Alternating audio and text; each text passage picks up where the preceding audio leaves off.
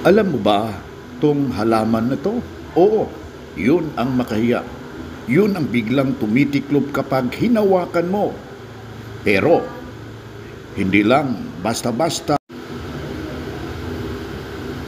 Pero, hindi basta-basta. Mahiyain ang halaman. Alam mo ba, may taglay itong natural na galing sa kalusugan.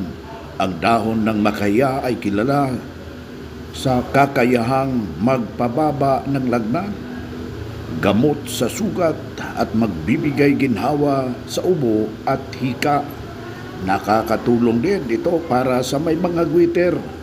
Mayroong anti-inflammatory, antibacterial property na nakakatulong pangpagaling ng impeksyon.